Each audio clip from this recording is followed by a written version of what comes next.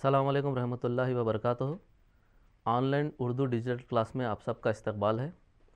अज़ीज़ तलबा व तालिबात, मैं मोहम्मद तालिब अहमद जमात हफ्तुम का 6वां सबक जो कि एक नज़म पर मबनी है लेकर आप लोगों के सामने हाज़िर हुआ हूँ। अज़ीज़ बच्चों, इससे पहले कि हम नज़म की तरफ बढ़ें, हम एक वाक़या पहले देखते हैं जो इस नज़म से ताल्लुक़ रखता है। अज़ीज़ बच्चों, यहाँ पर एक वाक़या दिया गया है जो कि नज़म से ताल्लुक़ रखता है। पहले हम इसको देखेंगे, फिर हम हमारी नज़म की तरफ आगे बढ़ते हैं। बच्चों, वाक़या कुछ इस तरह है। एक रोज़ का ज़िक्र है, रसूलुल्लाह सल्लल्लाहु अलैहि वसल्लम के पास एक आदमी आया। वो बहुत गरीब था। इसने रसूलुल्लाह सल्लल्लाहु अलैहि वसल्लम से कहा, मैं बहुत गरीब हूँ, जिस दिन रोटी ना मिले भूखा सो जाता हूँ, बच्चे भी भूखे हो जाते हैं, मैं क्या करूँ? रसूलुल्लाह सल्लल्लाहु अलैहि वसल्लम ने दरियाफ़्त किया, तुम्हारे पास कुछ है? इस आदमी ने कहा, मेरे पास एक प्याला और एक चादर है। तब रसूलुल्लाह सल्लल्लाहु अलैहि वसल्लम ने फरमाया, दोनों चीज़ें मेरे पास ले आओ। वो आदमी प्याला और चादर रसूलुल्लाह सल्लल्लाहु अलैहि वसल्लम के पास ले आया। रसूलुल्लाह सल्लल्लाहु अलैहि वसल्लम ने दोनों चीज़ें बेच दी। जो पैसे मिले उन्हें इस आदमी को देकर कहा, बाज़ार जाकर एक कुल्हाड़ी ले आओ। वो आदमी कुल्हाड़ी लेकर आप सल्लल्लाहु अलैहि वसल्लम की खिदमत में आया। आप सल्लल्लाहु अलैहि वसल्लम ने अपने दस्ते मुबारक से इसमें दस्ता लगाया और फिर फरमाया, जाओ हर रोज़ जंगल में जाकर इससे लकड़ियाँ काटो और इनको बेचकर अपना और अपने बीवी बच्चों का पेट पालो। 15 दिन बाद फिर आना और मुझे अपना हाल बताना। गरीब आदमी 15 दिन के बाद फिर आया और कहने लगा, या रसूलुल्लाह सल्लल्लाहु अलैहि वसल्लम, मैं बहुत खुश हूँ, लकड़ियाँ हर रोज़ बिक जाती हैं, मेरे बच्चे भी खुश हैं, सभी घर वाले भी खुश हैं, अब सब पेट भर खाते हैं। रसूलुल्लाह सल्लल्लाहु अलैहि वसल्लम ने इसकी बातों से बहुत खुश हुए, इसको दुआ दी। वो आदमी थोड़े ही दिनों में खुशहाल हो गया। मेहनत में बड़ी बरकत होती है। अज़ीज़ बच्चों, आप लोगों ने इस वाक़े से क्या सीखा? एक मरतबा मैं वाक़े को फिर से दोहरा देता हूँ। एक बहुत ही गरीब आदमी एक रोज़ मोहम्मद सल्लल्लाहु अलैहि वसल्लम की खिदमत में हाज़िर हुआ और कहने लगा, या रसूलुल्लाह सल्लल्लाहु अलैहि वसल्लम, मैं नहायत ही गरीब इंसान हूँ, मेरे पास बहुत ही कम अजनास रहते हैं, बहुत ही फ़ाक़े की नौबत में गुजारता हूँ, अक्सर व बेशतर दिन मैं भूखा ही सो जाता हूँ। तो मोहम्मद सल्लल्लाहु अलैहि वसल्लम ने दरियाफ़्त किया, क्या तुम्हारे पास घर में कोई चीज़ मौजूद है? उस शख्स ने कहा, या रसूलुल्लाह सल्लल्लाहु अलैहि वसल्लम, मेरे पास सिवाय एक प्याले और चादर के कुछ भी मौजूद नहीं। तो उस वक्त मोहम्मद सल्लल्लाहु अलैहि वसल्लम ने उस शख्स से कहा, जाओ वो प्याला और चादर ले आओ। मोहम्मद सल्लल्लाहु अलैहि वसल्लम ने उस प्याले और चादर को बेच दिया। इसके बाद उससे एक कुल्हाड़ी ख़रीदी, उस कुल्हाड़ी को उस शख्स के हवाले कर दिया और कहा कि इस कुल्हाड़ी से तुम लकड़ियाँ काट कर बाज़ार में ले जाकर बेच दो और जब तुम ये अमल करने लगोगे कुछ दिन के बाद फिर मेरी खिदमत में हाज़िर होना। कुछ दिन बाद ये शख्स दोबारा मोहम्मद सल्लल्लाहु अलैहि वसल्लम की खिदमत में हाज़िर हुआ और कहने लगा, या रसूलुल्लाह सल्लल्लाहु अलैहि वसल्लम, आपने जो तरकीब या जो नुस्खा मुझे बताया वो बिल्कुल कारगर साबित हुआ। मैं जो फ़ाक़े की ज़िंदगी गुजार रहा था, अल्हम्दुलिल्लाह अब मुझे इसमें बरकत होने लगी है। आपने जो मुझे कुल्हाड़ी दी, मैं इस जंगल में जाकर लकड़ियाँ काट कर इसे बेचता हूँ और बाज़ार में इसकी अच्छी कीमत मुझे मिल जाती है। अब ना मैं फ़ाक़े की नौबत गुजारता हूँ और ना मेरे बीवी बच्चे फ़ाक़े की ज़िंदगी गुजार रहे हैं। अल्हम्दुलिल्लाह अब हम खुशहाल हैं, मेरा अहले ख़ाना भी अब खुशहाल है। तो बच्चों, आप लोगों को इस वाक़े से क्या जानने को मिला? इस वाक़े से हमें ये नसीहत मिली कि बरकत किस में है बच्चों? मेहनत में बरकत है। लिहाजा हमको मेहनत करनी चाहिए। बग़ैर मेहनत के हमें कोई भी कामयाबी या कोई भी चीज़ हासिल होने वाली नहीं है। आइए बच्चों, इस वाक़े के ताल्लुक़ से चंद सवालात भी दिए गए हैं, हम उसको देखते हैं। बच्चों, ये चंद सवालात दिए गए हैं, आप लोग इनको हल करने की कोशिश कीजिए या इसके जवाब देने की कोशिश कीजिए। गरीब आदमी ने रसूलुल्लाह सल्लल्लाहु अलैहि वसल्लम से क्या कहा? अगला सवाल बच्चों, अल्लाह के रसूल सल्लल्लाहु अलैहि वसल्लम ने गरीब आदमी से क्या दरियाफ़्त किया? प्याला और चादर की रकम देकर आप सल्लल्लाहु अलैहि वसल्लम ने क्या कहा? फिर अगला सवाल है बच्चों, कुल्हाड़ी लेकर आप सल्लल्लाहु अलैहि वसल्लम ने क्या कहा?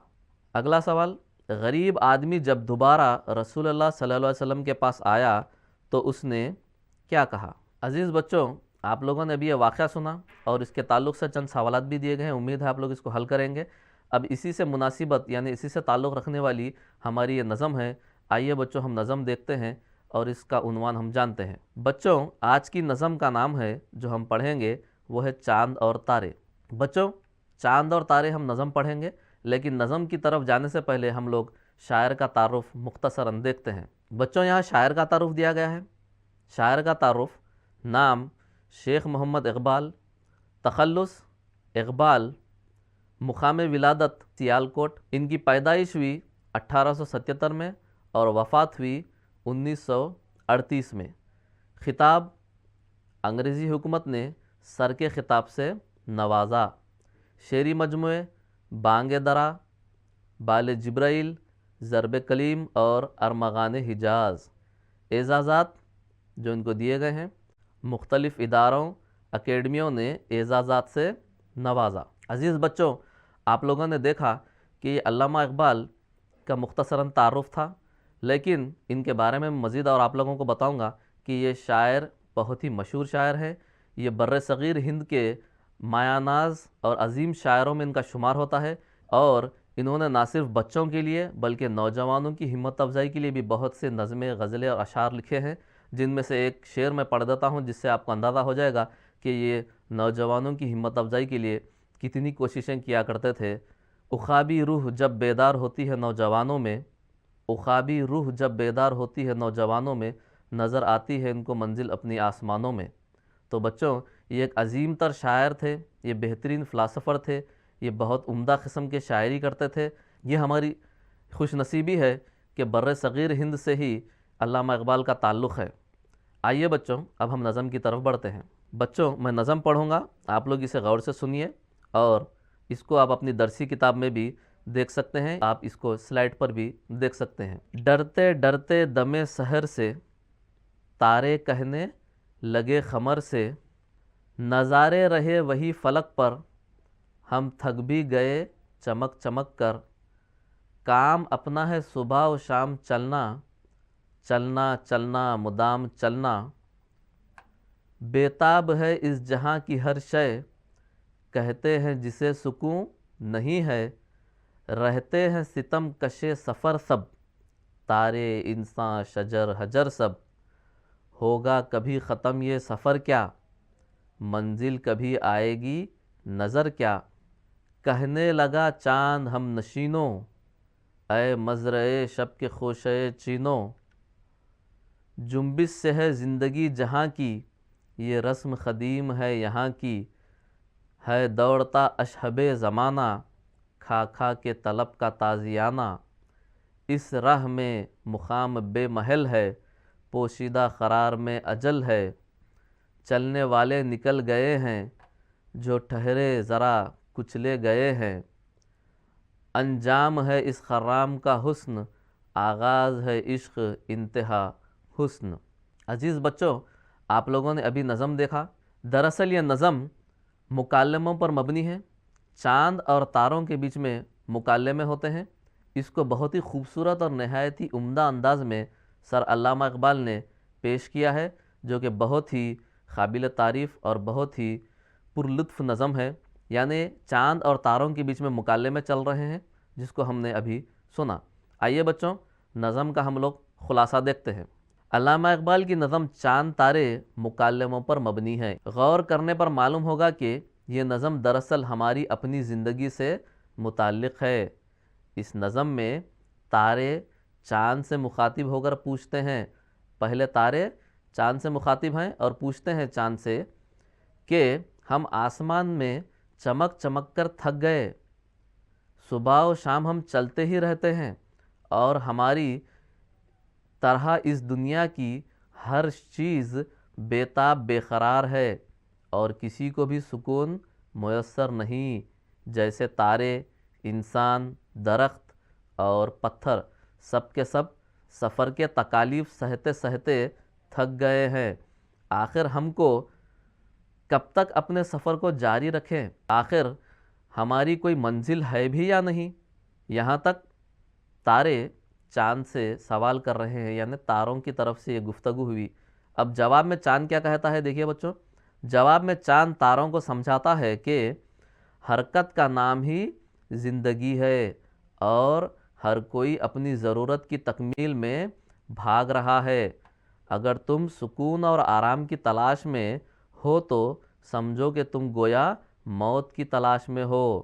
زندگی میں جو کام کرتے ہیں وہی کامیاب ہوتے ہیں، اور اس دوڑ میں تم کہیں ٹھہر جاؤ گے تو دوڑنے والے تمہیں کچل دیں گے۔ تم بھی دوڑنے والوں میں شامل ہو جاؤ اگر زندہ رہنا چاہتے ہو، کیونکہ حرکت میں ہی برکت ہے۔ عزیز بچوں، آپ لوگوں نے دیکھا کہ علامہ اقبال نے کس طریقے سے حرکت میں برکت ہے کو ثابت کیا اس نظم سے۔ واقعی میں بچوں، ہم بغیر محنت کے کسی بھی چیز کو حاصل نہیں کر سکتے۔ جب تک ہم محنت نہ کریں ہمیں کامیابی یا کوئی اور ہماری منزل ہم کو حاصل نہیں ہو سکتی۔ اگر ہم ساکت ہو جائیں یا جم جائیں یا ہم ایک جگہ سکون سے بیٹھ جائیں تو ہمیں کامیابی ملنے والی نہیں ہے۔ ہمیں کامیابی حاصل کرنے کے لیے کیا کرنا ہوگا بچوں؟ محنت کرنا ہوگا۔ محنت کے بعد ہی ہمیں اپنی منزل اور محنت کا پھل اور محنت کی کامیابی ہمیں ضرور ملے گی۔ تو لازم ہے ہم کو محنت کرنا ہے۔ اسی چیز کو سر علامہ اقبال نے اپنی نظم چاند اور تاروں میں بھی اور نہایت ہی بہتر انداز میں سمجھایا ہے۔ تو آئیے بچوں، اس نظم میں ہم نے کچھ نئے اور مشکل الفاظ بھی دیکھے، ہم اس کے معنی جان لیتے ہیں۔ بچوں، یہاں پر کچھ مشکل اور نئے الفاظ دیے گئے ہیں، اس کے معنی میں آپ کو بتا دیتا ہوں۔ ایک نیا لفظ جو ہم نے اس نظم میں پڑھا وہ ہے دم سحر، جس کے معنی ہے صبح کا وقت۔ اگلا ہے بچوں مدام۔ مدام کے معنی ہے ہمیشہ۔ عزیز بچوں، آپ لوگوں سے گزارش ہے کہ آپ لوگ اس الفاظ اور معنوں کو اپنی بیاضوں میں اپنی نوٹ بک میں درج کر لیں تاکہ آپ لوگوں کو ہمیشہ کام آئے۔ مزرعہ کے معنی ہے کھیت۔ اشہب، اشہب جس کے معنی ہے گھوڑا۔ پوشیدہ، چھپا ہوا۔ خرام، ناز سے چلنا۔ خمر، چاند۔ حجر، پتھر۔ جنبش، حرکت۔ اگلا مشکل لفظ بچوں تازیانہ، جس کے معنی ہے کوڑا۔ اجل معنی ہے موت۔ ستمکش جس کے معنی ہے تکلیف سہنا۔ آئیے بچوں، ہم اگلی مشق یا اگلی استعداد کی طرف بڑھتے ہیں، اس کی طرف آگے بڑھتے ہیں۔ بچوں، سنیے اور بولیے استعداد کے تحت یہاں پر چند سوالات دیے گئے ہیں، آپ لوگ اس کو بغور دیکھیے، بغور سنیے اور اس کے جوابات بولنے کی کوشش کیجیے۔ جیسا کہ یہاں پہلا سوال ہے، یہ نظم کس سے متعلق ہے، اس سے ہمیں کیا درس ملتا ہے۔ اگلا سوال بچوں سنیے بولیے کے تحت رات کا منظر کیسا ہوتا ہے۔ تیسرا سوال ہے بچوں آپ کے گھر کے مختلف افراد کون کون سے کام انجام دیتے ہیں۔ چوتھا سوال سنیے اور بولیے استعداد کے تحت ہے بچوں چاند اور سورج نہ ہوتے تو کیا ہوتا۔ بچوں دوسری استعداد ہے پڑھیے لکھیے، اس کے تحت یہاں پر چند سوالات دیے گئے ہیں، ان کے جوابات بھی آپ لوگوں کو دینے ہیں۔ اس کے سوالات آپ لوگ ایک مرتبہ غور سے دیکھیے بچوں، نظم میں کس کے درمیان گفتگو ہو رہی ہے، امید ہے آپ لوگ اس کا بخوبی اور آسانی کے ساتھ جواب دے سکیں گے۔ چاند کا ذکر کن اشعار میں کیا گیا ہے، ان اشعار کو آپ لوگ دیکھیے اور اس کو نوٹ کیجئے کن کن اشعار میں چاند کا ذکر ہے۔ نظم میں تاروں کا ذکر کن اشعار میں ہوا ہے۔ بچوں نظم میں آپ لوگ دیکھ سکتے ہیں کہ تاروں کا ذکر کن اشعار میں ہوا ہے۔ اگلا سوال چاند نے تاروں کو کیا جواب دیا۔ اسی طرح اگلا سوال ہے بچوں نظم پڑھیے اور بتائیے کہ کون کون سفر میں ہیں، کون کون سفر میں ہیں، یہ آپ لوگ اس کا جواب دے سکیں گے انشاءاللہ۔ اگلا سوال ہے بچوں ٹھہر جانے والوں کا انجام کیا ہوتا ہے۔ اگلا سوال کون سے شعر میں زمانے کو گھوڑے سے تشبیہ دی گئی ہے۔ اگلا سوال بچوں حرکت سے ہی زندگی ہے، اس بات کا تعلق کون سے شعر سے ہے۔ بچوں اس استعداد میں ہم نے دیکھا کہ آپ کو نظم کو بغور سننا ہے، سمجھنا ہے، اور اس کے بعد آپ لوگ اس کے جوابات عمدہ طریقے سے دے سکیں گے، اور آپ لوگ ان سوالات کے جوابات اپنی نوٹ بک میں لکھ کر محفوظ رکھیے اور مقررہ وقت اپنے اساتذہ سے اس کی جانچ کروا لیں۔ آئیے بچوں اگلی استعداد کی طرف ہم بڑھیں گے۔ بچوں یہاں ایک اور آپ کو مشق دی گئی ہے جس میں ایک سوال ہے کہ مندرجہ ذیل جملے پڑھیے، ان جملوں سے متعلق اشعار کی شناخت نظم میں کیجیے اور لکھیے۔ यहाँ पर चंद जुमले दिए गए हैं, कुल मिलाकर 5 जुमले हैं बच्चों। इन जुमलों को आप लोग गौर से पढ़िए और इन जुमलों की शनाख्त कीजिए कि इन जुमलों का ताल्लुक़ किन अशार से है, और वो अशार को यहाँ खाली जगह पर लिख दीजिए। जैसा कि हम आखिर कब तक चमकते रहेंगे, ये जो जुमला दिया गया इससे मुताल्लिक़ शेर कहाँ है, इसके तलाश करके आप लोग यहाँ लिख दीजिए। इस तरीक़े के और मज़ीद सवालात हैं बच्चों, आप लोग इन सवालात को गौर से पढ़िए और ये किस शेर से मुताल्लिक़ है इस शेर को यहाँ लिख दीजिए। बच्चों, आप लोगों को नज़म बग़ौर पढ़नी है, इसके बाद आप लोग इस मश्क़ को आसानी से हल कर सकेंगे। आइए बच्चों अगली इस्तिताद की तरफ बढ़े। बच्चों, यहाँ पर आपको चंद जुमले दिए गए हैं जिसको पढ़कर आपको हाँ या नहीं में जवाब देना है। सिर्फ हाँ या नहीं इस क़ौसैन में आपको दर्ज करना है।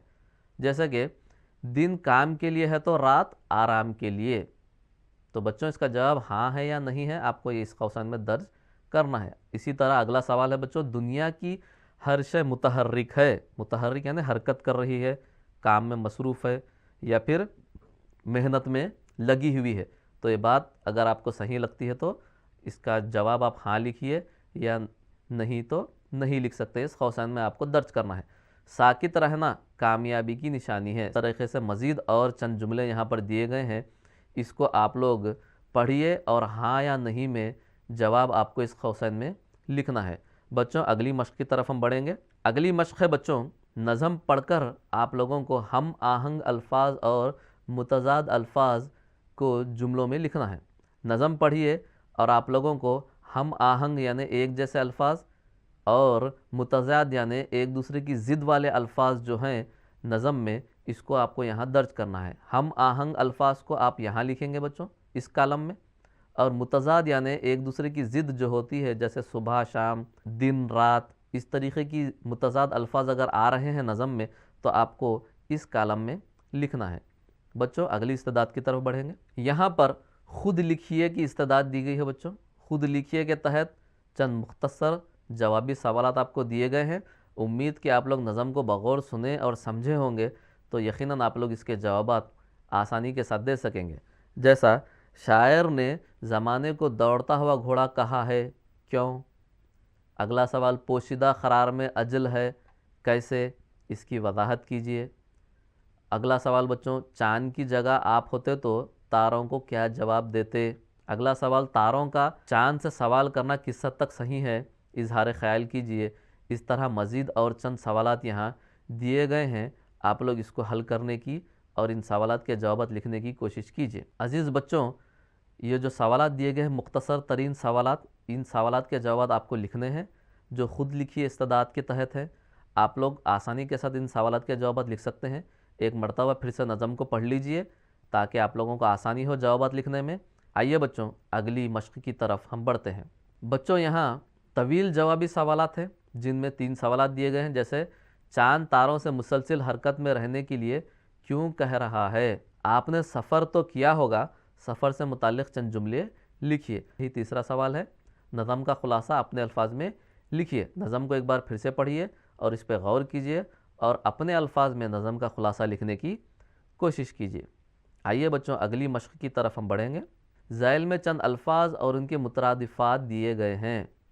बच्चों, ये नीचे कुछ अल्फाज दिए गए हैं, इसमें चंद अल्फाज हैं जिनमें इसके मुतरादिफ़ात हैं, यानी एक जैसे माने रखने वाले अल्फाज हैं। मुतरादिफ़ात का मतलब है एक जैसे माने रखने वाले अल्फाज।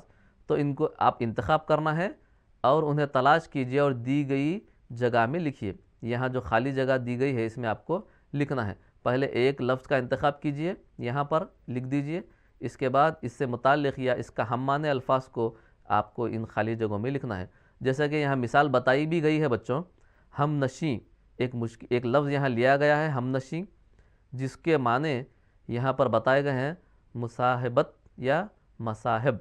एक लफ्ज़ यहाँ लिया गया है बच्चों, जैसा कि हम नशीन, जिसके यहाँ मुतरादिफ़ है मसाहिबत या मसाहिब, यहाँ पर दिया गया है। तो इसी तरीक़े से आप लोग अल्फाज को यहाँ लिखिए और इसके मुतरादिफ़ात को यहाँ लिखते जाइए। इसी तरीक़े से आपको और मज़ीद अल्फाज दिए गए हैं, इनको तलाश कीजिए और यहाँ लिख दीजिए। इनके मुतरादिफ़ात को खाली जगहों में लिखते जाइए। آئیے بچوں اگلی مشق کی طرف بڑھیں۔ اس مشق میں آپ کو نیچے دیے گئے لفظوں سے مرکب الفاظ بنائیے۔ بچوں یہ ایک لفظ جو ہوتا ہے اسے ہم مفرد لفظ کہیں گے، اور یہ ایک لفظ کے ساتھ جب دوسرا لفظ جڑ جاتا ہے تو ہم اسے مرکب کہیں گے۔ جیسا کہ مثال میں ہم دیکھ رہے ہیں چیخ، یہ چیخ لفظ جو ہے یہ ہے مفرد لفظ، یعنی ایک ہے اسی لیے ہم اس کو مفرد کہیں گے۔ جب یہ دوسرے لفظ سے جڑ جاتا ہے جیسے کہ پکار، جب یہ دو لفظ آپس میں مل جائیں گے تو ہم اسے پڑھیں گے چیخ و پکار، اور یہ دو الفاظ جب مل جائیں تو ہم اسے مرکب کہیں گے، یعنی ایک لفظ کو ہم مفرد کہیں گے اور دو الفاظ جب آپس میں مل جائیں گے تو ہم اس کو مرکب کہیں گے۔ جیسا کہ یہاں پر چیخ لکھا ہے اور اس سے متعلق لفظ جو ہے پکار یہاں ہے، ان دونوں کو ہم جوڑ کر یہاں لکھے ہیں تو وہ ہو گیا چیخ و پکار، ایک مرکب لفظ بن گیا، یعنی دو مفرد الفاظ کو ہم نے ملا کر یہاں لکھا ہے اور وہ ہو گیا مرکب لفظ۔